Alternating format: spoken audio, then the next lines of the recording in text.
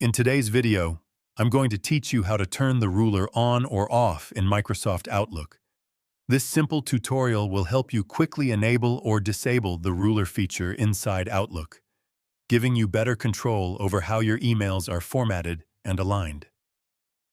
The ruler is especially useful when you want to adjust spacing, indentation, or layout while composing professional-looking messages. To begin, open Microsoft Outlook on your computer. Once the application is running, go to the top left corner and click on New Email.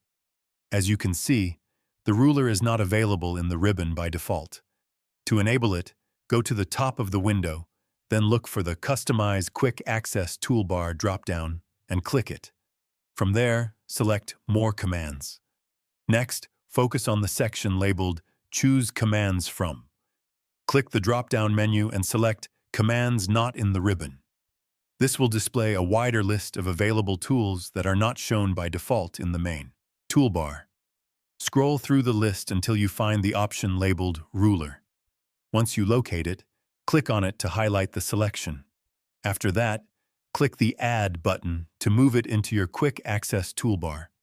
This step ensures that the ruler feature becomes easily accessible whenever you need it while working in Outlook. After adding it, confirm your changes by clicking OK. This will save your settings and close the window.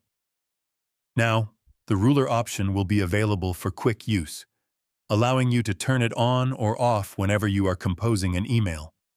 Once enabled, you can access the ruler directly and toggle it depending on your formatting needs. Turning it on will display alignment guides that help you structure your email content more precisely, while turning it off gives you a cleaner writing space when you prefer a minimal view. And that's it. You have now successfully learned how to turn the ruler feature on or off in Microsoft Outlook using the Quick Access toolbar customization. If you found this video helpful, let me know in the comments, give it a like, subscribe to the channel, and don't forget to hit the notification bell.